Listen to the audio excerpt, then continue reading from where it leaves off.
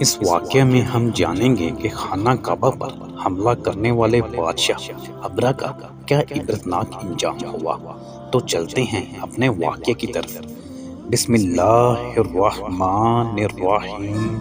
السلام علیکم۔ حضور اکرم صلی اللہ علیہ وآلہ وسلم کی پیدائش سے صرف 55 دن پہلے یمن کا بادشاہ ابرہ ہاتھیوں کی فوج لے کر کعبہ ڈھانے کے لیے مکہ پر حملہ آور ہوا۔ اس کا سبب یہ تھا کہ ابرہ نے یمن کے دارالسلطنت صنعا میں ایک بہت ہی شاندار اور عالی شان گرجا گھر بنایا اور یہ کوشش کرنے لگا کہ عرب کے لوگ بجائے خانہ کعبہ کے یمن آ کر اس گرجا گھر کا حج کیا کریں۔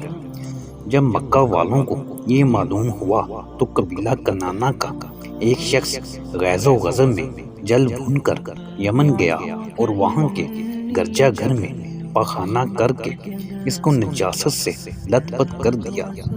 جب ابرہ نے یہ واقعہ سنا تو وہ طیش میں آپے سے باہر ہو گیا اور خانہ کعبہ کو ڈھانے کے لیے ہاتھیوں کی فوج لے کر مکہ پر حملہ آور ہوا اور اس کی فوج کے اگلے دستہ نے مکہ والوں کے تمام اونٹوں اور دوسرے مویشیوں کو چھین لیا۔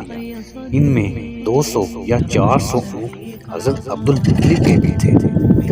حضرت عبد المطلب کو اس واقعے سے بڑا رنج پہنچا، چنانچہ آپ اس معاملہ میں گفتگو کرنے کے لیے اس کے لشکر میں تشریف لے گئے۔ جب ابرہ کو معلوم ہوا کہ قریش کا سردار اس سے ملاقات کرنے کے لیے آیا ہے تو اس نے آپ کو اپنے خیمے میں بلا لیا، اور جب حضرت عبد المطلب کو دیکھا کہ ایک بلند قامت، روبدار اور نہایت ہی حسین و جمیل آدمی ہیں جن کی پیشانی پر نور نبوت کا جاہ و جلال چمک رہا ہے، تو صورت دیکھتے ہی ابرہ مرعوب ہو گیا اور بے اختیار تخت شاہی سے اتر کر آپ کی تعظیم و تکریم کے لیے کھڑا ہو گیا اور اپنے برابر بٹھا کر دریافت کیا کہ کہیے سردار قریش، یہاں آپ کی تشریف آوری کا کیا مقصد ہے؟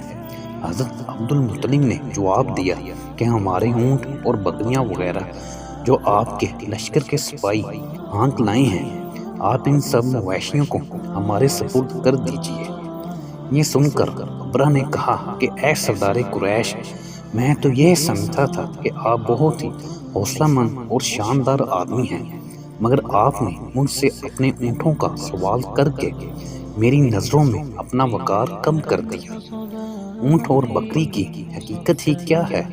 میں تو آپ کے کعبہ کو توڑ پھوڑ کر برباد کرنے کے لیے آیا ہوں۔ آپ نے اس کے بارے میں کوئی گفتگو نہیں کی۔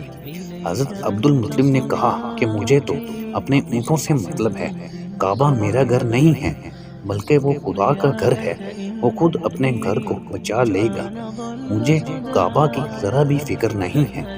یہ سن کر ابرہ اپنے فرعونی لہجے میں کہنے لگا کہ اے سردار مکہ، سن لیجئے، میں کعبہ کو ڈھا کر اس کی اینٹ سے اینٹ بجا دوں گا اور روئے زمین سے اس کا نام و نشان مٹا دوں گا، کیونکہ مکہ والوں نے میرے گرجا گھر کی بڑی بے حرمتی کی ہے، اس لیے میں اس کا انتقام لینے کے لیے کعبہ کو مسمار کر دینا ضروری سمجھتا ہوں۔ حضرت عبد المطلب نے فرمایا کہ پھر تم جانو اور خدا جانے، میں تم سے سفارش کرنے والا کون؟ اس گفتگو کے بعد ابرہ نے تمام جانوروں کو واپس کر دینے کا حکم دیا اور عبد المطلب تمام اونٹوں اور بکریوں کو ساتھ لے کر اپنے گھر چلے آئے اور مکہ والوں سے فرمایا کہ تم لوگ اپنے اپنے مال مویشیوں کو لے کر مکہ سے باہر نکل جاؤ اور پہاڑ کی چوٹیوں پر چڑھ کر اور دروں میں چھپ کر پناہ لو۔ مکہ والوں سے یہ کہہ کر پھر خود اپنے خاندان کے چند آدمیوں کو ساتھ لے کر خانہ کعبہ میں گئے اور دروازے کا حلقہ پکڑ کر انتہائی بے قراری اور گریہ زاری کے ساتھ دربار باری میں اس طرح دعا مانگنے لگے، اے اللہ، بے شک ہر شخص اپنے اپنے گھر کی حفاظت کرتا ہے، لہٰذا تو بھی اپنے گھر کی حفاظت فرما اور سلیب والوں اور سلیب کے بچاریوں کے مقابلے میں اپنی عطاط شعاروں کی مدد فرما۔ حضرت عبد المطلب نے یہ دعا مانگی اور اپنے خاندان والوں کو ساتھ لے کر پہاڑ کی چوٹی پر چڑھ گئے اور خدا کی قدرت کا جلوہ دیکھنے لگے۔ ابرہ جب صبح کو کعبہ ڈھانے کے لیے اپنے لشکر جرار اور ہاتھیوں کی قطار کے ساتھ آگے بڑھا اور مقام مغمس میں پہنچا تو خود اس کا ہاتھی، جس کا نام محمود تھا، ایک دم بیٹھ گیا۔ ہر چند مارا اور بار بار للکارا مگر ہاتھی نہیں اٹھا۔ اسی حال میں کہر الہی ابابیلوں کی شکل میں نمودار ہوا اور ننھے ننھے پرندے جھنڈ کے جھنڈ، جن کی چونچ اور پنجوں میں تین تین کنکریاں تھیں، سمندر کی جانب سے حرم کعبہ کی طرف آنے لگے۔ ابرہ کی فوجوں پر اس زور و شور سے سنگ باری شروع کر دی کہ آن کی آن میں ابرہ کے لشکر اور اس کے ہاتھیوں کے پرخچے اڑ گئے۔ ابابیلوں کی سنگ باری خدا تعالیٰ کے قہر و غضب کی ایسی مار تھی کہ جب کوئی کنکری کسی فیل سوار کے سر پر پڑتی تھی تو وہ اس آدمی کے بدن کو چیرتی ہوئی ہاتھی کے بدن سے پار ہو جاتی تھی۔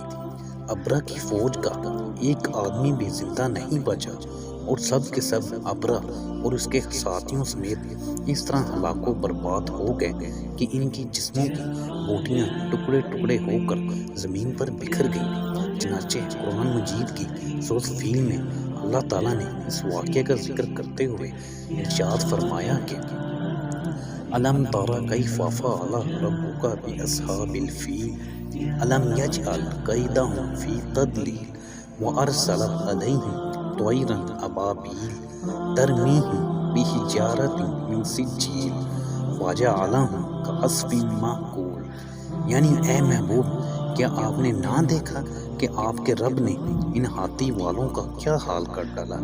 کیا ان کے داؤں کو تباہی میں نہ ڈالا اور ان پر پرندوں کی ٹکڑیاں بھیجی تاکہ انہیں کنکر کے پتھروں سے ماریں تو انہیں چبائے ہوئے بز جیسا بنا ڈالا۔ جب ابرہ اور اس کے لشکروں کا یہ انجام ہوا تو عبد المطلب پہاڑ سے نیچے اترے اور خدا کا شکر ادا کیا۔ ان کی اس کرامت کا دور دور تک چرچا ہو گیا اور تمام اہل عرب ان کو ایک خدا رسیدہ بزرگ کی حیثیت سے قابل احترام سمجھنے لگے۔ واقعے کو زیادہ سے زیادہ لائک اور شیئر کریں اور ہمارے چینل کو سبسکرائب بھی کریں تاکہ اس طرح کے مزید اچھے واقعات آپ تک بر وقت پہنچ سکیں۔ اللہ حافظ۔